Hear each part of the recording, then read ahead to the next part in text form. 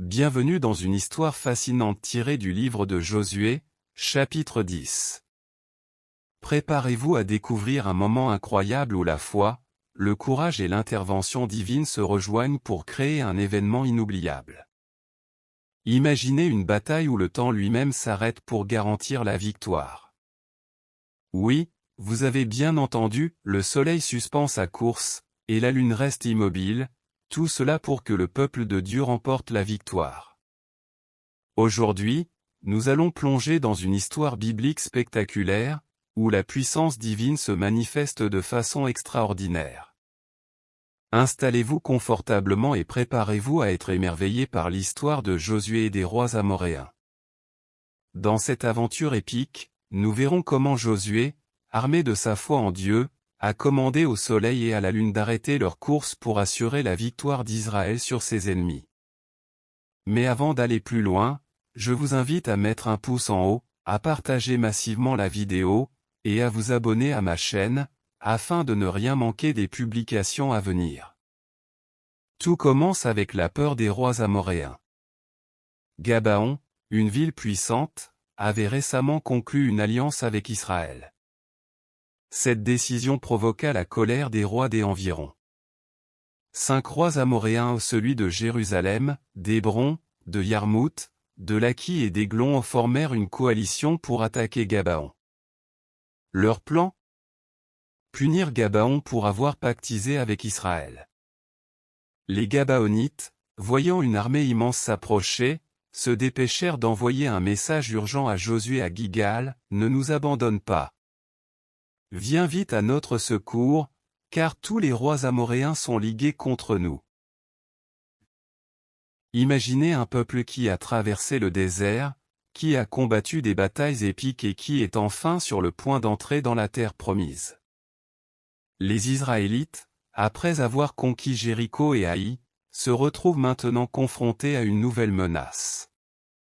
Les Gabaonites, habitants d'une ville voisine, ont été attaqués par une coalition de 5 rois amoréens. Ils se tournent vers Josué pour obtenir de l'aide. En effet, la ville de Gabaon était en émoi. Les habitants savaient que les 5 rois des Amoréens s'étaient ligués contre eux. Terrifiés par cette menace, ils envoyèrent des messagers à Josué au camp de Gilgal pour demander de l'aide. « Ne cesse pas de prêter main forte à tes serviteurs. » implorèrent-ils.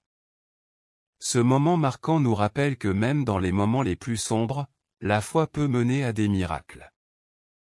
Josué, en entendant l'appel désespéré des Gabaonites, se leva immédiatement avec tous les hommes de guerre. Il savait que Dieu était avec lui et qu'il devait agir rapidement pour sauver ses alliés. « Ne crains pas, lui dit l'Éternel. Je les ai livrés entre tes mains. » Josué reçoit le message des Gabaonites. Sans hésiter, il rassemble ses meilleurs guerriers et se met en route depuis Gilgal. Ce qui est impressionnant, c'est que Josué ne se repose pas sur sa force ou sur la taille de son armée. Avant d'agir, il cherche l'assurance de Dieu. Dieu lui répond d'une manière claire et réconfortante, « N'aie pas peur d'eux, car je les ai livrés entre tes mains, aucun d'eux ne pourra te résister. » Ces paroles suffisent pour redonner courage à Josué et à ses hommes. Josué et ses vaillants guerriers entreprirent une marche nocturne vers Gabaon. Ils avancèrent silencieusement sous le ciel étoilé, déterminés à surprendre leurs ennemis au petit matin. Imaginez leur détermination, des hommes fatigués mais motivés par la promesse de Dieu. À l'aube, ils atteignent la ville et surprennent leurs ennemis. C'est là que la bataille commence. Les Israélites, bien que moins nombreux, se battent avec une énergie extraordinaire, convaincus que Dieu combat pour eux. Chaque pas était un acte de foi, renforcé par la promesse divine qu'ils avaient reçue. À l'aube, Josué tomba sur ses ennemis par surprise. L'Éternel sema la panique parmi les Amoréens, et Israël infligea une grande défaite près de Gabaon. Les cris des guerriers israélites résonnaient alors qu'ils poursuivaient leurs ennemis sur le chemin qui montait vers Beth-horon. En effet, alors que la bataille fait rage, Dieu intervient directement. Ils sèment la confusion parmi les ennemis. Les rois amoréens et leurs armées commencent à fuir, mais ils ne vont pas loin. Dieu envoie une pluie de grêlons gigantesques qui s'abattent sur les soldats amoréens, les éliminant en grand nombre. Ce jour-là, la Bible nous dit que plus d'hommes périrent à cause de la grêle qu'à cause des épées des Israélites. Une intervention divine spectaculaire.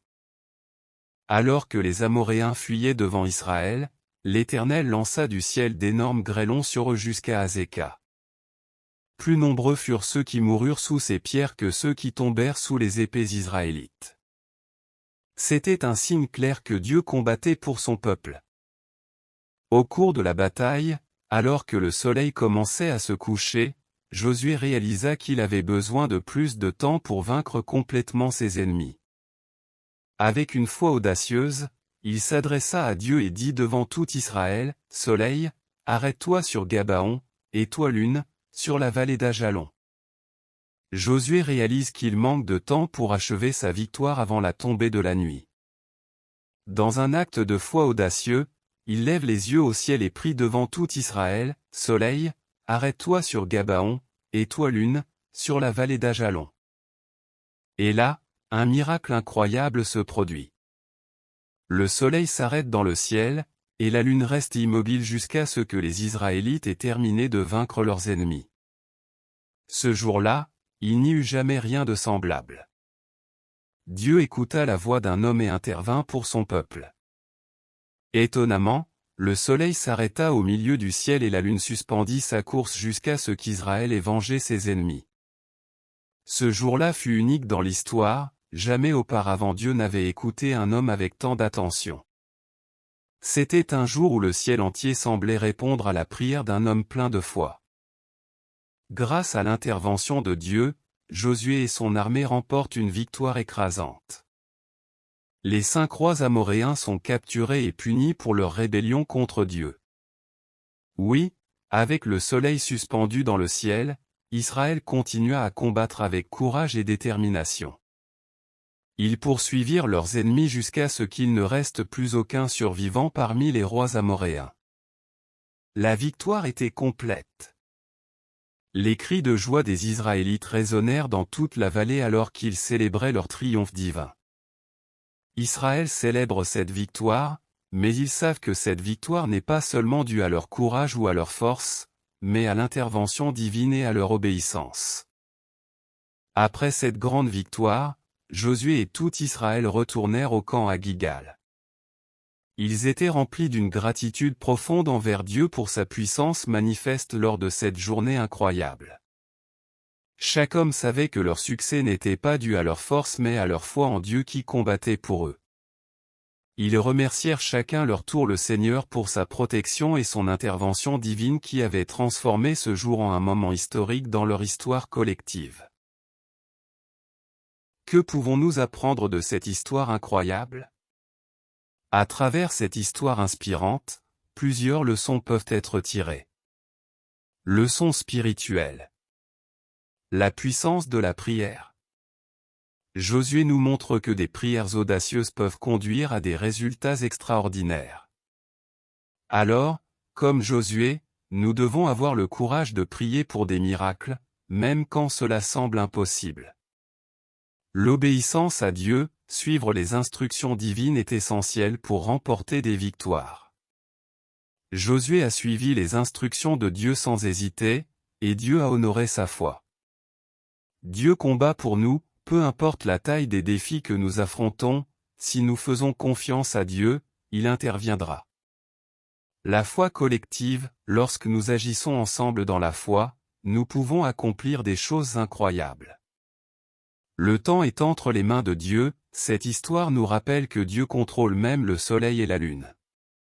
La protection divine, Dieu veille sur ceux qui lui font confiance et combat pour eux contre leurs ennemis. Leçon pour une vie équilibrée. Affrontez ces défis avec courage, ne laissez pas vos peurs vous retenir, avancez avec confiance. Persévérez dans les moments difficiles, même lorsque les choses semblent sombres, continuez à croire en votre victoire. Célébrez chaque succès, reconnaître vos victoires renforce votre motivation et votre foi. Cherchez du soutien, entourez-vous d'une communauté qui partage vos valeurs et votre foi pour vous soutenir dans vos combats. Cette histoire illustre non seulement un événement historique mais aussi des principes spirituels profonds qui peuvent guider notre vie quotidienne aujourd'hui. En comprenant comment Josué a vaincu ses ennemis par la foi et l'obéissance à Dieu, nous pouvons appliquer ces enseignements dans nos propres luttes face aux défis modernes.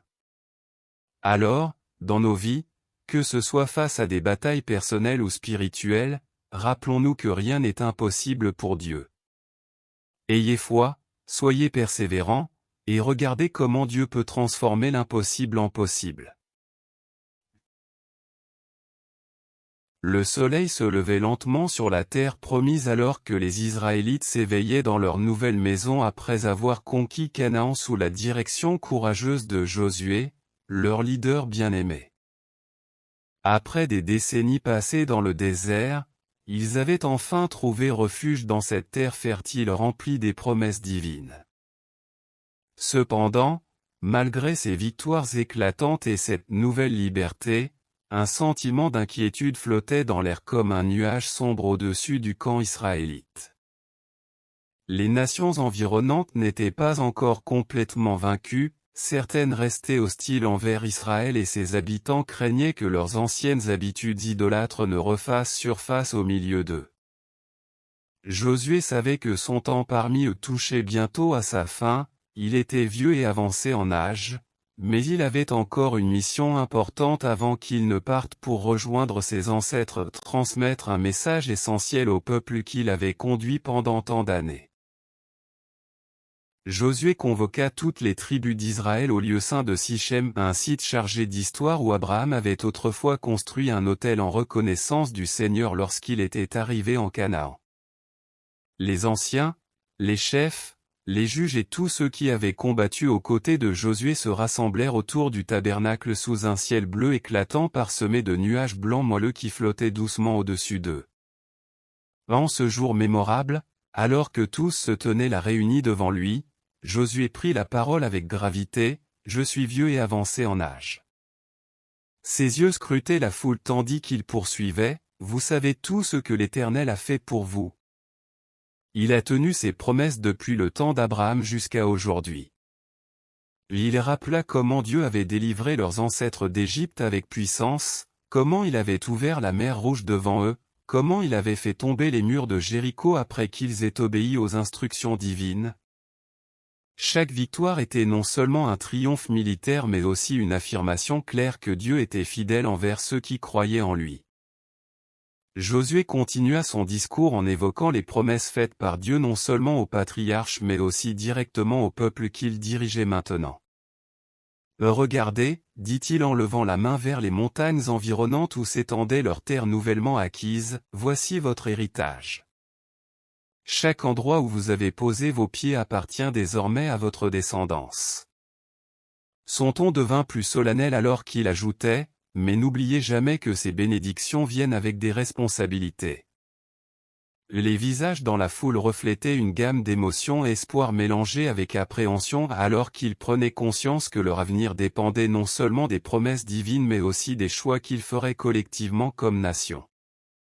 Josué savait pertinemment que même si Dieu avait été fidèle envers eux jusqu'à présent, il y avait toujours un danger imminent si jamais ils tournaient leur dos au Seigneur pour suivre d'autres dieux ou adopter les pratiques idolâtres des nations environnantes.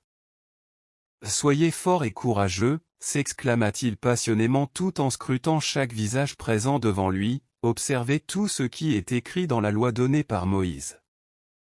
Ne vous mélangez pas avec ces nations qui sont encore parmi vous. » Son regard devint intense alors qu'il ajoutait, « Si vous abandonnez votre engagement envers lui, cela entraînera votre perte. » Les murmures parcoururent la foule alors qu'ils comprenaient tout ce que cela signifiait. Ils avaient vu trop souvent ce qui arrivait lorsque quelqu'un s'éloignait du chemin tracé par Dieu.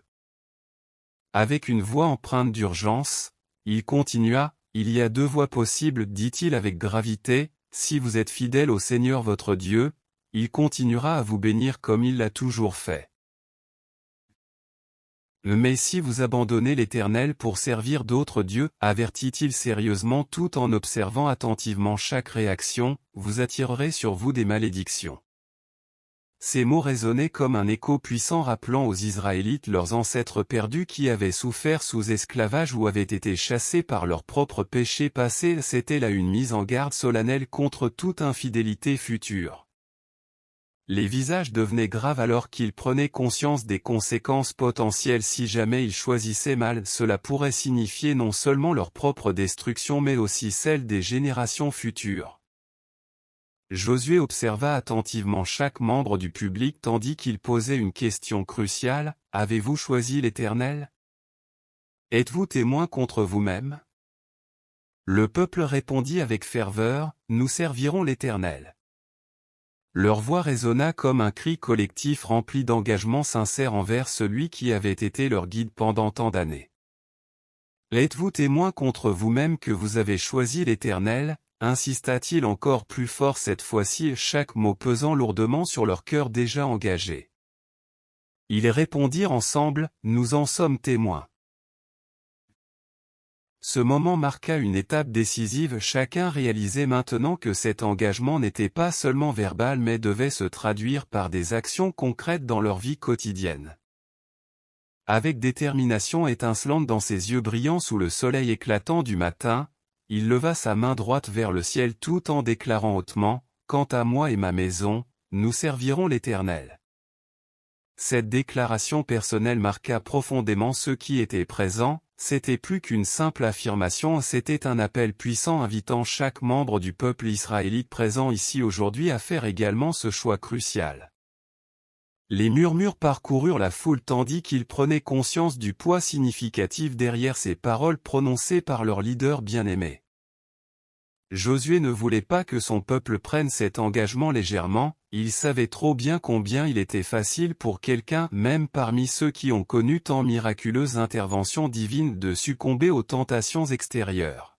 « Vous ne pourrez pas servir l'Éternel, avertit-il fermement tout en scrutant chaque visage attentif devant lui, il est un Dieu saint et jaloux. » Ces mots résonnaient comme une alarme puissante rappelant aux Israélites leurs obligations sacrées envers celui qui avait été leur protecteur pendant tant longtemps. Il continua, « Si jamais vous abandonnez votre engagement envers lui et si jamais vous choisissez délibérément autre chose, sachez bien que cela entraînera non seulement votre perte personnelle mais aussi celle collective. » Après avoir entendu ces paroles puissantes pleines d'avertissements sincères venant directement du cœur aimant mais ferme du leader vieillissant devant eux tous réunis ici aujourd'hui, ils comprirent enfin combien cet engagement était crucial. Le peuple renouvela alors son pacte avec Dieu sous ce ciel lumineux rempli d'espoir. Ils écrivirent leurs engagements sur des tablettes sacrées tout en élevant ensemble leur voix chantante vers celui qui avait été si bon envers eux. Ils érigèrent également une pierre monumentale comme témoin symbolique éternel afin que chaque génération future puisse se souvenir non seulement des promesses faites mais aussi des conséquences potentielles de leur choix. Cette pierre, érigée sous le ciel radieux, devint un symbole de leur dévotion renouvelée et un rappel constant de leur engagement à servir l'Éternel. Les anciens du peuple, les chefs et les familles se réunirent autour de cette pierre, chacun touchant la surface rugueuse comme pour sceller leurs promesses dans leur cœur. Les enfants, curieux et émerveillés, écoutaient les histoires de leurs ancêtres, apprenant ainsi l'importance de la foi et de la fidélité. Josué, voyant cette scène émouvante, ressentit une profonde satisfaction. Il savait que même après sa mort, cet héritage spirituel perdurerait à travers les générations. Après avoir partagé ces dernières exhortations, Josué sentit que son temps touchait à sa fin. Il rassembla encore une fois le peuple pour partager ses dernières pensées avant sa mort imminente. « Soyez fermes dans votre engagement », leur dit-il avec tendresse. « Ne laissez jamais votre foi vaciller. » Les larmes aux yeux, les Israélites remercièrent Josué pour sa sagesse et son leadership. Ils se souvenaient des batailles qu'ils avaient menées ensemble, des miracles qu'ils avaient vus et des promesses que Dieu avait tenues. Ils savaient qu'ils avaient perdu un grand leader mais que son héritage vivrait à travers eux. Josué les bénit une dernière fois avant de quitter ce monde, confiant que son peuple continuerait à marcher dans la voie du Seigneur. La mort de Josué marqua la fin d'une époque mais aussi le début d'un héritage spirituel durable pour Israël. Ces enseignements continueraient à guider le peuple dans les années à venir alors qu'ils feraient face aux défis du monde qui les entourait. Les Israélites se mirent à raconter les histoires de Josué à leurs enfants, leur enseignant non seulement les victoires remportées mais aussi l'importance de rester fidèle à Dieu. Chaque génération devait prendre au sérieux cette exhortation à servir fidèlement l'Éternel. Au fil des ans, alors qu'Israël traversait des périodes de prospérité et d'épreuves, il se rappelait toujours cette déclaration puissante, « Quant à moi et ma maison, nous servirons l'Éternel ». Cette phrase devint un cri de ralliement pour le peuple, un rappel constant de leur devoir envers Dieu et les uns envers les autres. Les enfants grandissaient en entendant ces mots résonner dans leur cœur, apprenant ainsi que la foi n'était pas seulement une tradition mais un choix quotidien qui nécessitait courage et détermination. Conclusion. Leçon spirituelle et pour une vie équilibrée. À travers cette histoire inspirante, plusieurs leçons peuvent être tirées. Leçon spirituelle. Engagement personnel envers Dieu, l'engagement doit commencer par chacun d'entre nous, notre foi personnelle influence notre famille. Importance du choix, chaque jour nous sommes confrontés à des choix, choisir Dieu est essentiel pour vivre pleinement. Héritage spirituel, ce que nous transmettons aux générations futures est crucial, nos actions aujourd'hui façonnent demain. La fidélité face aux défis, rester fidèle dans les moments difficiles et vital, notre foi peut nous porter au-delà des épreuves. Leçon pour une vie équilibrée. Équilibre entre foi et vie quotidienne, intégrer notre foi dans tous les aspects de notre vie est essentiel pour vivre en harmonie. Prendre soin des relations familiales, investir du temps dans notre famille renforce nos liens spirituels. Réévaluation régulière des priorités, prendre le temps de réfléchir sur nos engagements aide à maintenir notre équilibre. Chercher du soutien communautaire, s'entourer d'une communauté partageant nos valeurs peut nous soutenir dans notre cheminement spirituel. Cette histoire illustre non seulement un événement historique mais aussi des principes spirituels profonds qui peuvent guider notre vie quotidienne aujourd'hui. En comprenant comment Josué a conduit son peuple avec sagesse et foi, nous pouvons appliquer ces enseignements dans nos propres luttes face aux défis modernes. Imaginez un matin ensoleillé dans un petit village, où les habitants se réveillent au chant des oiseaux. Un homme, connu comme le semeur, sort de sa maison avec un sac de graines sur l'épaule. Sa démarche est déterminée, et son regard est plein d'espoir. Il sait que chaque graine qu'il sème a le potentiel de donner vie à quelque chose de magnifique. Mais dans son cœur, il porte aussi une question, combien de ces graines porteront-elles du fruit? À l'aube, quand la lumière douce du matin se posait à peine sur les toits de chaume du village, un murmure mystérieux parcourut les rues étroites. Des hommes, des femmes et des enfants regardaient tous dans la même direction, fascinés. Au loin, une silhouette se découpait dans la brume matinale, avançant d'un pas lent mais déterminé, tenant dans sa main droite une grande besace en cuir. Cet homme, que nul ne semblait connaître, paraissait venir de nulle part. Il avait l'air d'un voyageur, vêtu de vêtements usés par le temps, mais son visage inspirait le respect et la confiance. Quelques anciens du village murmurèrent entre eux, « Cet homme, c'est comme s'il portait un secret. » Les enfants, eux, couraient en silence pour mieux l'observer, captivés par l'étrange scène. Le semeur s'arrêta au sommet d'une colline, et, sans un mot, plongea la main dans sa besace. Il en sortit une poignée de graines d'un éclat doré, qui brillaient à la lumière du matin. Il les regarda un instant, comme si elles contenaient une promesse ou un espoir caché, puis il les lança avec un geste large. Les graines, portées par la brise douce, se dispersèrent dans l'air. Les villageois se demandaient, qui est-il? Pourquoi vient-il semer dans cette terre sèche et dure, où si peu parviennent à faire pousser quoi que ce soit? En silence, ils continuaient d'observer, certains avec curiosité, d'autres avec méfiance, mais tous captivés. Alors que le semeur avançait le long d'un sentier bien marqué, quelques graines échappèrent de sa main et tombèrent le long du chemin, là où le sol était durci par le passage des pieds et des roues. Il savait, au fond de lui, que ces graines avaient peu de chances de prospérer, mais son geste restait le même, généreux et sans retenue. Les villageois observaient, intrigués. Ils se demandèrent pourquoi le semeur semblait gaspiller ainsi ses précieuses graines. « Pourquoi semer là où rien ne pousse ?» murmurait un vieil homme, perplexe. Pourtant, le semeur continuait, imperturbable, répandant la semence avec la même bienveillance, qu'importe où elle tombait. À peine les graines avaient-elles touché le sol que des oiseaux, grands et noirs, descendirent en piqué depuis les branches voisines. Ils planaient au-dessus du semeur, patientant dans un silence menaçant, comme s'ils avaient attendu ce moment. Puis, d'un mouvement rapide, ils se jetèrent sur les graines, les engloutissant l'une après l'autre, ne laissant aucune chance à la germination. Le semeur ne montra aucun signe d'inquiétude face à cette scène. Il savait que certaines âmes étaient comme ce chemin battu, fermé, incapables de comprendre, et vulnérables aux attaques des ténèbres. Mais cela ne l'empêchait pas de semer, car le pouvoir de la parole réside aussi dans sa diffusion. Le soir, certains villageois discutèrent entre eux, se demandant si ces graines dévorées avaient un sens caché.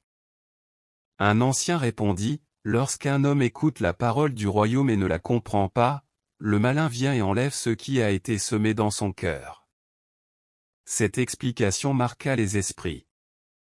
Le semeur n'était pas venu simplement pour semer dans la terre, mais aussi dans les cœurs. Le semeur s'aventura ensuite sur un terrain caillouteux, où des pierres grisâtres perçaient le sol, interrompant la continuité de la terre. Sans hésiter, il jeta une poignée de graines.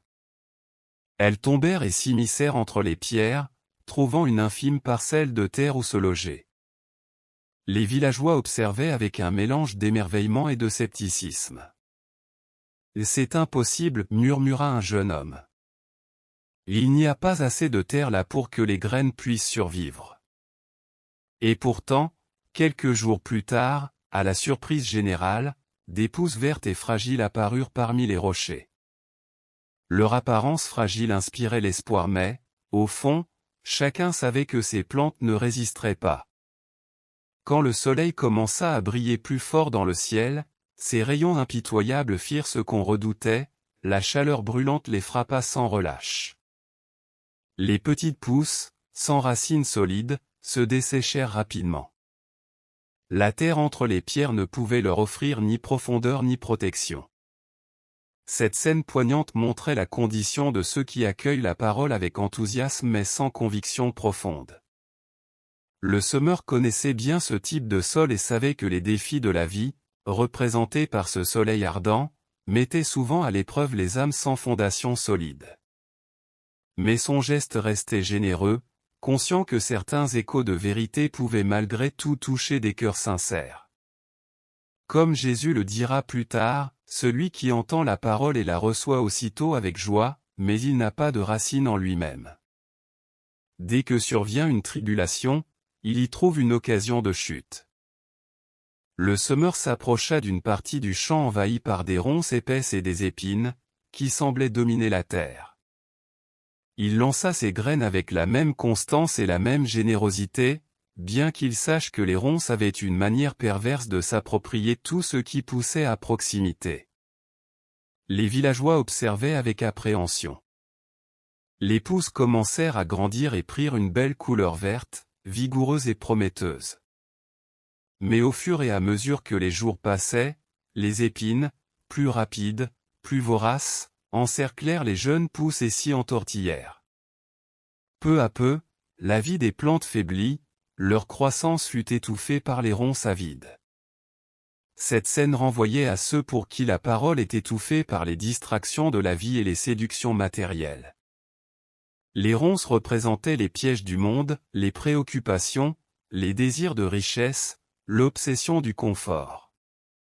Ces éléments, bien que séduisants, finissent souvent par étouffer les graines de vérité, les empêchant de porter leurs fruits. Comme le dit Jésus, celui qui entend la parole, mais en qui les soucis du siècle et la séduction des richesses étouffent cette parole, et la rendent infructueuse. Le semeur savait qu'il y avait des cœurs qui, malgré leurs promesses, s'embrouillent dans les tracas quotidiens. Mais cela ne l'empêchait pas de continuer à semer, conscient que certaines semences pouvaient encore se frayer un chemin. Enfin, le semeur arriva devant un champ de terre riche et profonde, dont la surface était douce et accueillante, prête à recevoir chaque graine. Il marqua une pause, ses yeux scrutant l'horizon, comme pour s'assurer que le moment était juste. Inspirant profondément, il laissa glisser une dernière poignée de graines, qu'il jeta avec une précision et une grâce infinie. Les graines se dispersèrent doucement dans cette terre fertile, s'enfonçant sous la surface avec une promesse silencieuse de vie et de prospérité. Dans les jours qui suivirent, des pousses vigoureuses commencèrent à percer la terre, tendant leurs feuilles vertes vers le ciel. Elles grandissaient avec une force et une beauté qu'aucun des villageois n'avait jamais vues. Chacune semblait porter en elle l'essence même de la vie, et les gens du village se rassemblaient souvent autour du champ pour observer l'étonnante croissance de ces plantes. Elles poussaient droites et fières, résistant au vent et aux intempéries, s'enracinant profondément dans le sol. Leur feuillage épais et verdoyant témoignait de la richesse de la terre qui les nourrissait, et chaque tige se préparait à donner un fruit abondant. Au fil des semaines, les premières épis dorés commencèrent à se former, brillant sous le soleil comme des joyaux célestes. Les plants devinrent si robustes que certains portaient jusqu'à 100 grains, d'autres 60, et d'autres encore 30. Ce fut une moisson comme jamais vue auparavant, un spectacle d'abondance et de bénédiction. Les villageois, émerveillés par cette récolte inouïe, se rassemblaient pour contempler cette profusion de vie, conscients que cette moisson était le fruit d'une semence précieuse plantée dans une terre prête à la recevoir. Les enfants couraient entre les plants dorés, riant et chantant, tandis que les anciens murmuraient entre eux des paroles de gratitude. Ils savaient que cette récolte abondante symbolisait plus qu'un simple succès agricole, elle représentait une moisson spirituelle, un appel à être, eux aussi, comme cette terre bonne et fertile qui accueille la parole du semeur et la fait fructifier. Les sages du village commencèrent alors à partager entre eux les leçons que chacun tirait de cette merveille. « Voyez, disait l'un d'eux, comment ces plantes poussent avec force et donnent tant de fruits.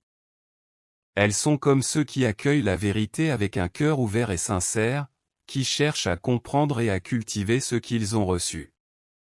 Car il ne suffit pas d'entendre, il faut comprendre et laisser la parole s'enraciner en nous pour porter des fruits. » Un autre ajouta, « Certains parmi nous ont reçu beaucoup, d'autres moins, mais tous peuvent porter du fruit s'ils veillent à être comme cette bonne terre. » À ce moment, les villageois réalisèrent que ce qu'ils voyaient dans le champ n'était pas seulement une récolte physique, mais aussi un symbole de la transformation intérieure.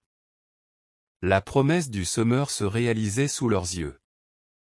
Il avait semé en chaque cœur une parole qui ne demandait qu'à germer, et cette moisson abondante leur rappelait que l'essentiel était de cultiver leur propre terre intérieure pour qu'elle soit toujours prête à accueillir la vérité. L'expérience du semeur dans le champ devint une leçon vivante pour chaque habitant du village. Et à mesure que les années passèrent, ils continuèrent de cultiver leur champ tout en prenant soin de cultiver leurs âmes, car ils avaient compris que la moisson la plus précieuse était celle qui grandit en eux, fructifiant dans leur esprit et dans leur vie. Au bout de quelques mois, les pousses qui avaient été semées dans la bonne terre s'étaient transformées en plantes vigoureuses et fertiles. Les champs resplendissaient de fruits en abondance, un spectacle de prospérité et de vie que les villageois n'avaient jamais vu auparavant. Chaque plante semblait porter sa propre bénédiction, certains portaient 30 grains, d'autres 60, et d'autres encore 100. Les fruits, d'un doré éclatant, semblaient capter la lumière du soleil et illuminer le champ tout entier. Les villageois, touchés et émerveillés par cette moisson inattendue, se rassemblèrent autour des plants, réalisant soudain la puissance de la semence du semeur. Ils comprirent que la richesse de cette moisson ne dépendait pas seulement de la qualité des graines, mais surtout de la terre qui les accueillait et de la profondeur de ses racines. Les plus anciens, frappés par la symbolique de cette récolte, se mirent à murmurer entre eux, comprenant que ce semeur n'était pas un simple cultivateur de la terre mais un messager de vérité. Un vieil homme, le regard plein de sagesse, s'approcha du semeur et demanda, « Nous avons observé ta façon de semer, et certains d'entre nous ne comprennent toujours pas. Pourquoi as-tu semé même là où la terre ne te promettait aucun retour ?» Le semeur, le regard bienveillant et serein, répondit avec une voix douce et profonde, « Car la parole de Dieu doit être offerte à tous. Je sème pour que ceux qui ont des oreilles entendent, et que ceux qui ont des cœurs ouverts accueillent la vérité. La moisson n'est pas pour moi, mais pour ceux qui la reçoivent avec humilité et foi. » À cet instant, les villageois comprirent le véritable message, il s'agissait de plus que de simples graines. Chaque étape du chemin du semeur incarnait des défis spirituels auxquels ils pouvaient s'identifier. Certains se sentirent soudainement transformés, le cœur ouvert et plein d'espoir, prêts à faire de leur propre cœur une bonne terre pour recevoir la parole. Après la récolte, le semeur rassembla les villageois dans une clairière. Sous l'ombre d'un grand arbre, il parla de la nature des cœurs et des âmes. La semence, dit-il, est la parole de Dieu, et chacun de vous est un terrain où elle peut croître.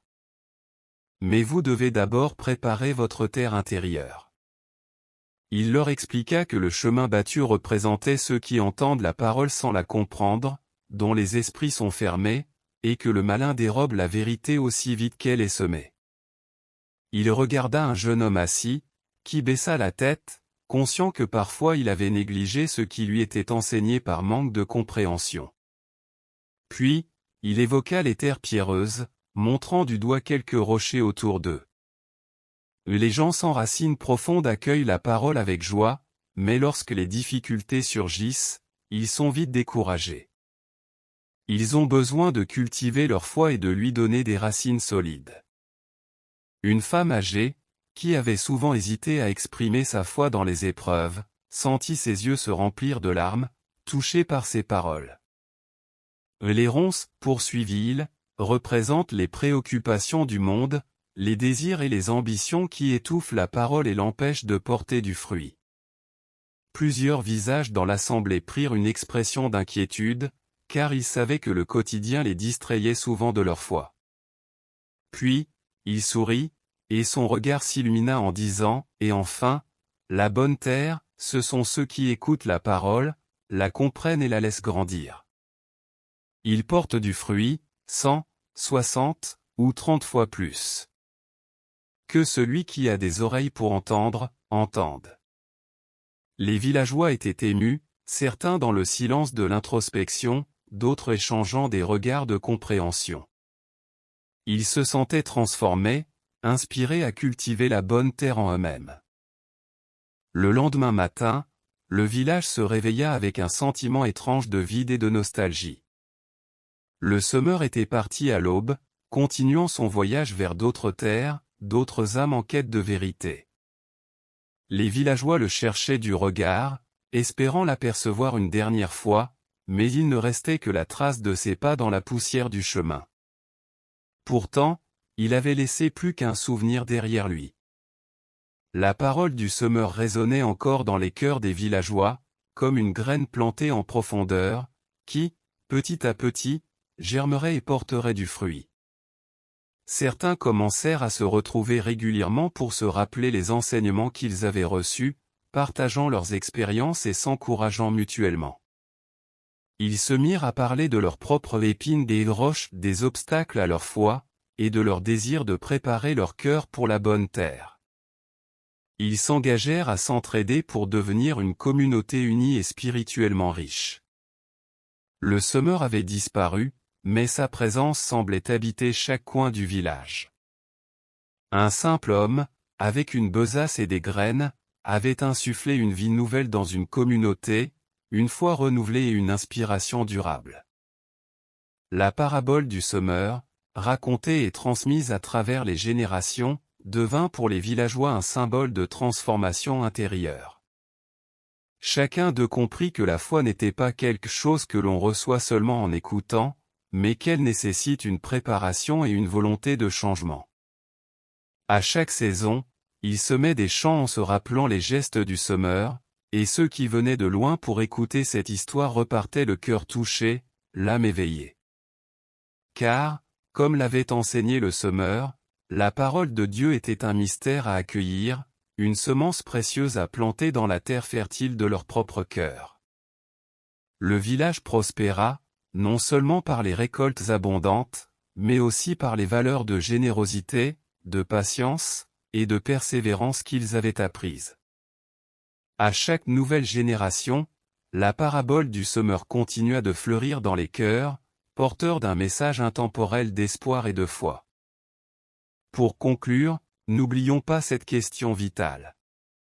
Que se produira-t-il lorsque vous croyez ce qui est vrai, ou ce qui est faux? Ce que vous croyez est une question de vie ou de mort. Il y a de nombreuses années, les médecins croyaient que les maladies étaient causées par un agent dans le sang. Bien que ce soit vrai, ils ne savaient pas comment soigner l'anomalie sanguine. Conséquent avec leurs croyances, ils pensaient qu'il fallait pratiquer une saignée chez le malade pour éliminer le plus de sang possible, et donc la maladie.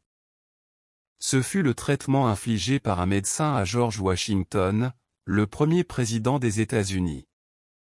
Dans sa vieillesse, Washington attrapa une maladie. Le docteur qui le soignait voulait sauver la vie de son illustre patient, mais en fait il précipita sa mort en pratiquant la saignée. Voilà où peut mener la foi dans une erreur. Cela peut également se produire dans le domaine spirituel. On peut être très sincère et sincèrement dans l'erreur qui mène à la mort éternelle. Dans Jean chapitre 8, au verset 24, Jésus fait cette mise en garde, « Si vous ne croyez pas ce que je suis, vous mourrez dans vos péchés. » Avant de tirer le rideau sur cette vidéo, je vous invite et vous exhorte à lire régulièrement la Bible vous-même, quelle que soit votre position, soit pour affermir votre foi, si vous êtes croyant, soit pour donner du poids à vos arguments dans le choix qui est le vôtre. Pour la parabole du semeur, je vous renvoie à Matthieu chapitre 13, versets 1 à 23, ou à Marc chapitre 4, versets 1 à 20, ou à Luc chapitre 8, versets 4 à 15. Merci d'avoir suivi cette vidéo avec nous. Si vous aimez ce contenu, n'hésitez pas à mettre un pouce en haut, à partager massivement cette vidéo, et à vous abonner à ma chaîne, pour être régulièrement informé des nouvelles publications, et suivre des histoires épiques, inspirantes et édifiantes. À très bientôt. Au Christ Rédempteur soit toute la gloire. Jésus revient bientôt, Église prépare-toi, lève les yeux vers le ciel, il vient pour nous voir. Cherche la sainteté dans chaque pas que tu fais, reste fidèle à sa voix dans l'amour et la paix.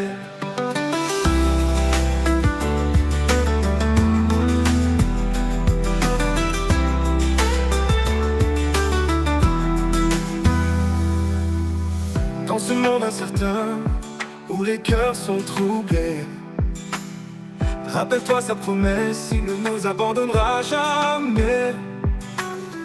Prends le temps de prier, de méditer sa parole. Sa lumière éclaire notre chemin, notre âme s'envole. Jésus revient bientôt, Église prépare-toi, lève les yeux vers le ciel, il vient pour nous voir. Cherche la sainteté dans chaque pas que tu fais, reste fidèle à sa voix dans l'amour et la paix.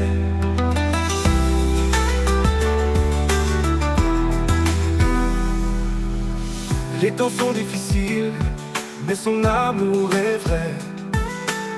Il nous appelle à marcher dans la foi et l'humilité. Ouvre ton cœur au changement, laisse-le te guider.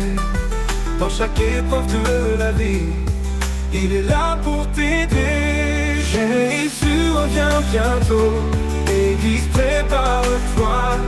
Lève les yeux vers le ciel, il vient pour nous voir. Cherche la sainteté dans chaque pas que tu fais.